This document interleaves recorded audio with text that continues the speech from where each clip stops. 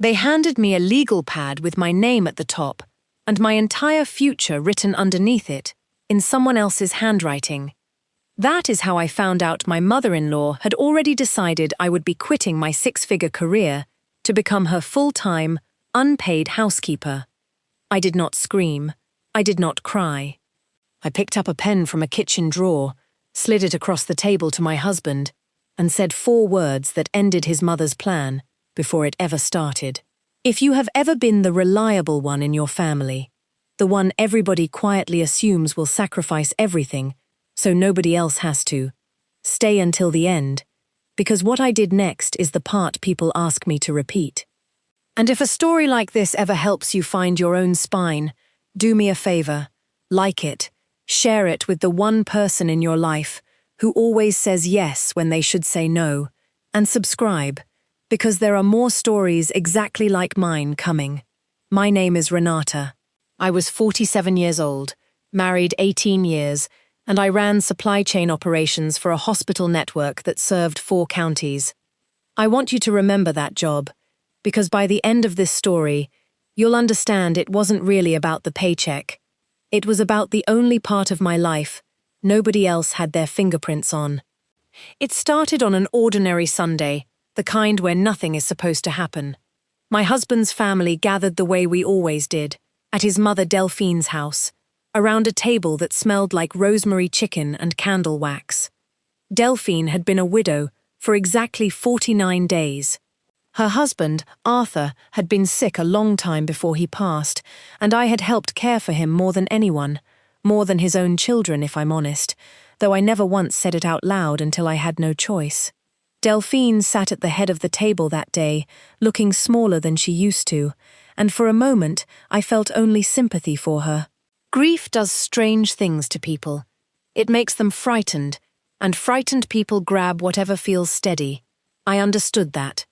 What I did not understand, not yet, was that she had already decided who, was going to hold her steady, and she had never once asked me if I was willing.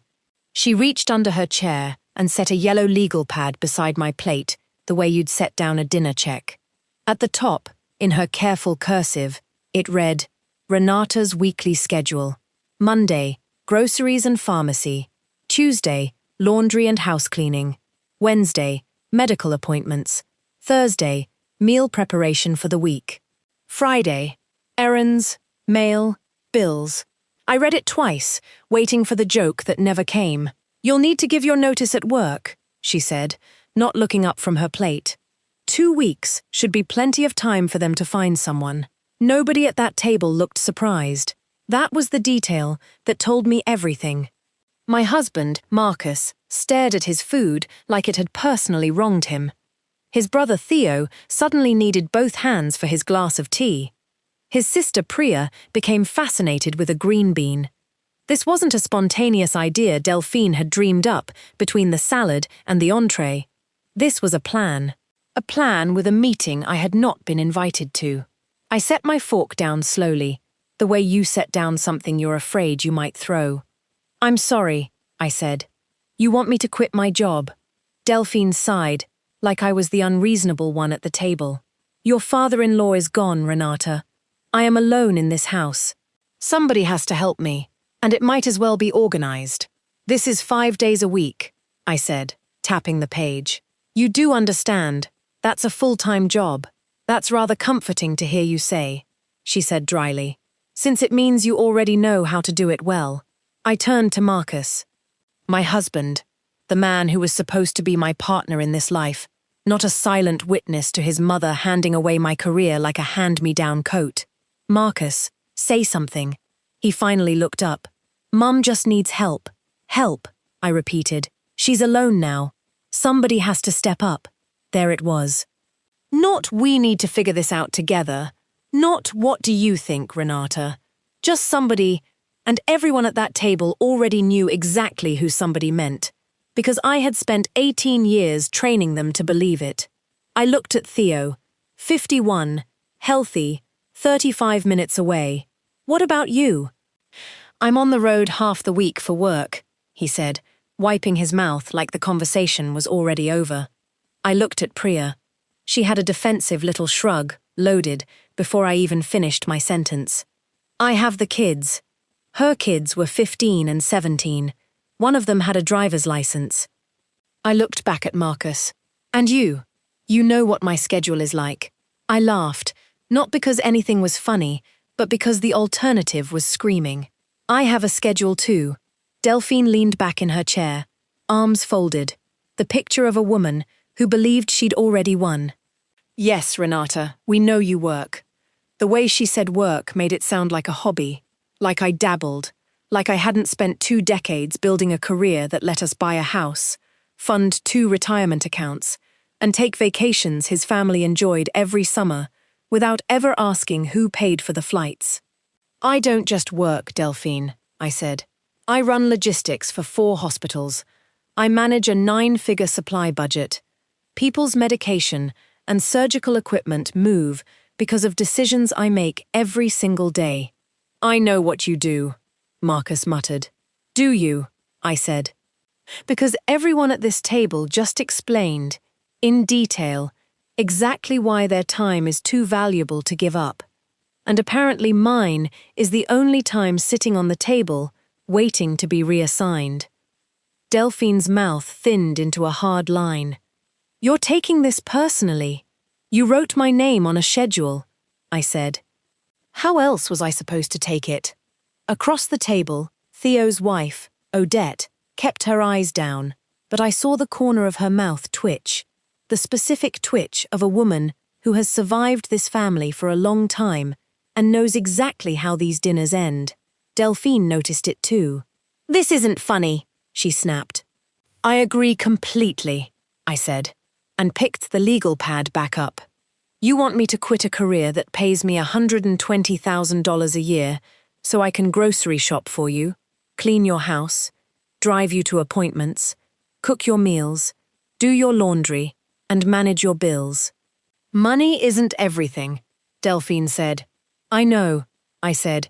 That's exactly why this was never about the money. It's about you deciding, without asking me, that my life is the one that gets rearranged. That was the moment dinner ended, though nobody stood up and announced it. It just quietly died the way dinners do, when 3 adults are suddenly very interested in their plates, and one woman is looking at you like she's revoking your family membership on the spot. Marcus didn't speak until we were halfway home in the car. Then he said the sentence that told me exactly how deep this went. You embarrassed her. She embarrassed herself, I said, staring out the window. She lost your father 7 weeks ago, and instead of grieving, she built a staffing plan. That's not what I meant. Then what did you mean? She's scared, Renata. She's never lived alone in her life. I understand that better than anyone in this family, I said. I helped take care of your father for nearly a year. I changed his dressings. I sat with him at 3 in the morning when he couldn't breathe right. I know exactly what fear and grief look like up close. Then why can't you just... Because being generous once doesn't mean I signed a contract for the rest of my life, I snapped. It turns into a scorecard, Marcus, when everyone in this family remembers what I'm supposed to give and forgets everything I've already given. We drove another mile without a word. Then he said something that finally explained the whole ambush. Before Dad died, I promised him Mom would never have to depend on strangers. I turned to face him fully now. You promised him that? With my time. I promised him we'd take care of her. We. You know what I mean. No, I said quietly. I don't. Because you made that promise without asking me a single thing. You made a vow with my life, and never once told me I was in the room. That's not fair. Did you ask me? No. Then it's accurate, whether it's fair or not. By the time we got home, we weren't just arguing. We were somewhere colder than that. Marcus followed me into the kitchen, still trying to solve me like I was a scheduling conflict. We could make it work financially. I've been thinking about it. If you... How, exactly, would we adjust? I asked. Let's actually adjust. My retirement contributions, our vacation fund, the emergency savings, the extra payments on the mortgage we've been making early, specifically so we'd be debt-free before 60. My truck payment, which, unlike yours, I've never once been late on. Should I keep going? You always do this, he said. Turn everything into numbers. You're asking me to quit a six-figure career, I said.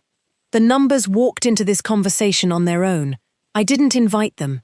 He paced to the far side of the kitchen and turned back, and something in his face had changed, gone past frustration into something more desperate. This is my mother. Yes. And she needs us. Yes. Then why is this so hard for you? That landed harder than he probably intended, because after 18 years of marriage, he should have already known the answer without asking. I'm not refusing to help her, I said. I'm refusing to become her unpaid, full-time caregiver because the rest of this family has decided their lives are less flexible than mine. He rubbed both hands over his face, and when he dropped them, his eyes had a wildness I'd never seen in him before. If you can't do this for my family, he said, then maybe we shouldn't be married. The kitchen went completely silent. Even the refrigerator seemed to stop humming. Is that what you're saying? I asked, very quietly. He hesitated. He could have stopped right there. I have wished 1,000 times that he had. Instead, 18 years of marriage came down to 4 reckless words. Do it or divorce me. I did not raise my voice. I did not cry. I walked to the junk drawer beside the refrigerator, the one filled with rubber bands and dead batteries and takeout menus nobody would ever order from again, and I pulled out a cheap black pen, the kind they hand you at a dentist's office for free. I walked back to the table, set it down in front of him, and slid it across. Where do I sign? All the anger drained out of his face at once. Renata, come on. I didn't mean. You meant it enough to say it, I said. You wanted me scared. I'm not scared, Marcus. I'm done. I picked up my purse. I'll be sleeping in the guest room tonight. That night, I lay awake in a room we used to store Christmas wrapping paper and off-season coats. And I want to be honest with you about something, because too many of these stories pretend the strong woman never doubts herself. I doubted myself all night. I was 47 years old, 18 years into a marriage I had believed, until 7 days earlier, was one of the solid things in my life. I still loved him. That was the miserable part. Anger, it turns out, does not cancel love. It just makes love a lot harder to live with. At 7:40 the next morning, I sat in my car outside my office, coffee going cold in the cup holder, and I searched family law attorney on my phone. I stared at the first name on the list for almost a full minute before I called. Her name was Dana Whitfield, and her assistant told me she had a cancellation at 11:30 that morning. I almost said no. 12 hours earlier I had dared my husband to sign a piece of paper. Now that an actual attorney was offering me an actual chair in an actual office, my courage suddenly wanted to check its calendar for other commitments. I'll take it, I said anyway. Dana's office was on the 4th floor of a plain brick building, nothing like the mahogany and marble law offices you see in movies. She was somewhere in her 50s, wore reading glasses on a chain, and had the unhurried calm of a woman who had heard every possible version of, "My spouse has completely lost his mind." She listened without interrupting while I told her everything, the legal pad, the ultimatum, the pen. When I finished, she took off her glasses and looked at me directly. "I want to say something before you decide anything," she said. "Divorce is not a button you press to teach your husband a lesson. I know, good, because people come in here angry and start moving money, closing joint accounts, changing passwords, emptying savings out of spite. Don't. I wasn't planning to. Excellent. Continue not planning to." She walked me through the basics: equitable division, the house, our retirement accounts, what a separation could look like while I figured out what I actually wanted, rather than what I wanted to prove. None of it sounded satisfying in the dramatic way revenge is supposed to feel. It sounded expensive and slow and sad, which, strangely, made me trust her more. She wasn't selling me a fantasy where I walked out by Friday with the house and his truck and his mother's good china. "Gather your financial records," she said. Know exactly what you have, and don't make any decisions purely because you're angry. My job isn't to get you divorced, Renata. My job is to protect you, whatever you decide. I signed her engagement agreement that same week. I still hadn't filed anything, but I had, for the first time in 18 years, hired someone whose only job was to be entirely on my side. Delphine called me at 2 o'clock that same day. I almost let it go to voicemail. Almost. Hello, Marcus says you're overreacting. Hello to you too, Delphine. Don't be sarcastic with me. I'm not being sarcastic. I don't appreciate being assigned a new unpaid career at Sunday dinner without a conversation first. We all have burdens, Renata. Then tell me what you actually need, I said. Not what you already decided. What do you need? There was a pause, the sound of a woman recalibrating an argument she thought she'd already won. I need someone to take me to my appointments. Help with groceries. The stairs are difficult with laundry. There are meals, prescriptions, bills. Arthur always handled the cleaning company and the yard work.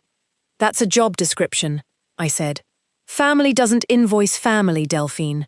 But family also doesn't get assigned family. Family asks. She went quiet in a way that told me she had genuinely never considered the difference. Then her voice hardened again. I don't know what's happened to you. I said no, I told her. Apparently, that's such a rare event in this family that everyone assumes something is medically wrong with me. I hung up before she could answer and immediately felt terrible, which nobody warns you about. Boundaries don't feel like triumph in the moment. They feel like guilt wearing a disguise. That's the part nobody tells you. The first person your boundary inconveniences is very often you. 2 nights later, I tried one final time with Marcus, sitting at opposite ends of our kitchen table, like negotiators at a treaty summit. I will help your mother, I said. I am not abandoning her, but the 3 of you, Theo, Priya, divide the regular responsibilities between yourselves. Anything none of you can cover, we hire help for. She doesn't want strangers in the house. Then she can decide which matters more to her, her pride or her comfort. That's not my decision to make for her, and it was never yours to make for me. She won't go for that. Then that conversation is between you, Theo, Priya, and your mother, not me. And you. I'll participate. I will not run it. He looked at me for a long moment, something breaking open behind his eyes. She's my mother. Yes, Marcus. She is your mother. That makes your relationship with her your responsibility. It does not make her care my assignment. I get to choose what I give. None of you get to assign it to me. He had no answer for that. 2 days later, I signed a 3-month lease on a small furnished apartment across town, with beige walls and a beige couch that looked specifically engineered to prevent anyone from getting emotionally attached to it. Marcus stood in our bedroom doorway while I packed 2 suitcases and asked, quietly, "Is this really necessary?" "I don't know," I said, folding a sweater. "That's not an answer, but it's the only honest one I have." My first night alone, I stopped at the grocery store and bought food for one, or thought I had. When I unpacked the bag on the tiny beige counter, there was a box of the rosemary crackers Marcus liked to eat with soup, sitting there, out of 18 years of habit. I stared at it, laughed once, and then, embarrassingly, cried. Not a dramatic collapse, just quiet tears at a counter in a coat I hadn't taken off, because apparently 18 years of a marriage can hide inside a $6 box of crackers. The family did not fall apart without me. It fell apart slowly, in exactly the ways that finally taught them what I had been doing invisibly for years. Theo called about Delphine's homeowner's insurance and discovered he had no idea where any of her paperwork was kept, because I had always known. Priya called about a missed cardiology appointment, furious that nobody had reminded their mother, forgetting that nobody used to mean me. Delphine called at 11 at night about a broken thermostat, expecting me to drive across town in my pajamas, the way I always had, and for one dangerous minute, old habit nearly got me dressed. Instead, I told her to call the furnace company directly, gave her the number taped inside the utility closet, and hung up. The house did not freeze. The world did not end. It simply, finally, went on without me carrying it. 2 weeks after I moved out, Delphine fell on the stairs carrying a laundry basket, bruising her hip. I drove straight to urgent care the moment Priya called, because leaving a marriage does not mean abandoning your humanity, and sat with Delphine while she waited for her discharge papers, small and frightened in a paper gown. "This wouldn't have happened if somebody had been there," she said. I knew exactly what she wanted me to say. Instead, I pulled my chair closer. "Then we need a plan that doesn't depend on one person being available every single day of the week." Her mouth tightened, but for the first time, she didn't argue.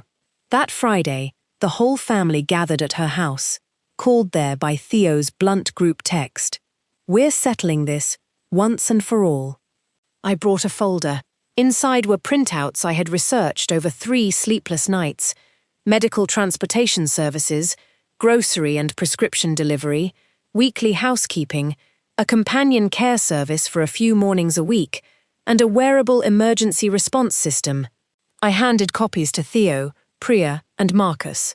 Not to Delphine, not because I was excluding her, but because I was not volunteering, ever again, to be the one who managed the plan. Delphine looked horrified at the folder. "I don't want strangers coming and going." "Then don't hire all of them," I said. "I'm saying there are choices. Nobody is trying to get rid of you." "That's what it feels like," she said, and something underneath her anger finally cracked open. "Your father did things I never even knew he was doing. I found a bill last week and couldn't tell if it had been paid." The porch light went out, and I stood there, wondering who I was even supposed to call.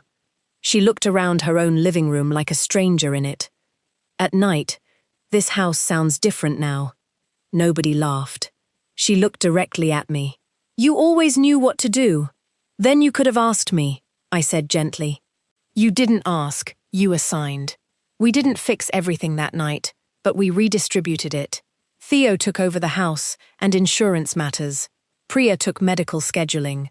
Marcus handled groceries and transportation while they interviewed a companion service. Delphine complained about nearly every detail. But she did not put my name on a single line of that plan. Outside, Marcus followed me to my car. "I'm sorry," he said. "I was scared after Dad died. I felt like I'd promised him something, and everything was falling apart, and I know," I said. "Doesn't that matter?" "Yes, it matters. It also doesn't make what you did okay." He nodded slowly. "Don't file, please. I haven't decided anything yet. What do I have to do to get you home?" That question told me he still didn't fully understand. "Coming home isn't the test, Marcus." "Then what is?" "Whether anything actually changes when I'm not there to make it easy for everyone." I drove back to my apartment that night, not wondering what he'd say next. For the first time since that Sunday dinner, I wanted to see what he would actually do. What he did, over the following months, was slow and unglamorous, and eventually, convincing.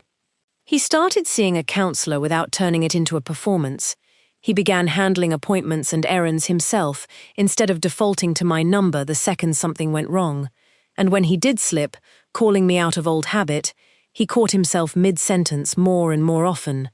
At a family dinner weeks later, when Delphine tried once more to shame me in front of everyone, women used to understand that family requires sacrifice. Marcus was the one who said, calmly and without flinching, "Mum, enough." We dumped our responsibility onto her because she was the one who always said yes. I was the worst of all of us. I almost destroyed my marriage because telling my wife no felt easier than telling you no. That was never her failure. It was mine. Delphine walked out of that dinner furious. An hour later, she called me in the car. After a long silence, she said the closest thing to an apology I had ever heard from her. "I shouldn't have told you to quit your job. I got used to you simply taking care of things. It wasn't graceful." Delphine was never built for graceful apologies, but it was the first real one she had ever given me, and I let it be enough. Marcus and I spent nearly 4 months in counseling before I moved back home. 4 months, not 4 sessions, because no single dinner conversation repairs 18 years of habits, and I don't believe stories that pretend otherwise. Our counselor once asked him a simple question that took him a full minute to answer honestly. When Renata tells you no, what do you actually hear? He finally said that I did something wrong, that I need to convince her. Then she turned to me and asked what I heard when he was disappointed. I didn't need nearly as long to answer. It's my job to fix it. We had spent years quietly building that exact system together, and Delphine hadn't invented the problem. She had simply pushed it hard enough that I could finally see the whole shape of it. When I did move back home, I didn't hand Marcus a list of rules. I had had enough of lists for one lifetime. We simply divided things more honestly, and I watched what he did when something inevitably went wrong, because that told me far more than any promise could. A few weeks after Thanksgiving, Marcus was digging through that same kitchen junk drawer looking for batteries, and pulled out a cheap black pen. "Is this it?" he asked, already knowing the answer. "That's the one." He turned it over and read the tiny print near the clip. "Riverside Dental. Best pen I ever stole," I said. He laughed, and then went quiet, turning it over in his fingers. "I'm sorry I ever made you need it." I didn't tell him it was okay, because it hadn't been. I just reached across the counter and squeezed his hand, and that, for both of us, was enough. I still help Delphine. I still remind Marcus of things sometimes, still bring soup to Theo when he's sick, still pick up Priya's kids when she's stuck at work. I did not become a woman who stopped giving to the people she loves. What I stopped doing was confusing being dependable with being permanently, automatically available. There is a difference, and it is the entire difference this story is about. Help is supposed to be something freely given. The moment people start believing they're entitled to it, it stops being love and starts being extraction. Delphine had been grieving. Marcus had been afraid. Theo and Priya had been overwhelmed. All of that was true, and none of it gave any of them the right to spend my life without asking me first. I didn't need to humiliate Delphine or destroy my marriage to prove that.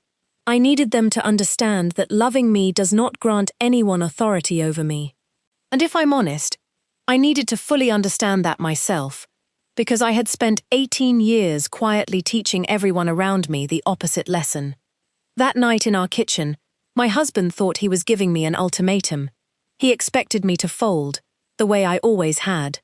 What he hadn't counted on was that after 2 decades of making myself the easiest person in the family to inconvenience, I had finally arrived at the one thing I would not negotiate away: myself. If you've ever had to teach the people you love that your kindness is not an obligation, I think you already understand exactly why I still keep that ridiculous stolen pen in my kitchen drawer. And if this story felt a little too familiar, I'd genuinely love to know. What would you have done in my place? Tell me in the comments, and if this kind of story is one you needed today, subscribe, because there's another one just like it waiting for you next.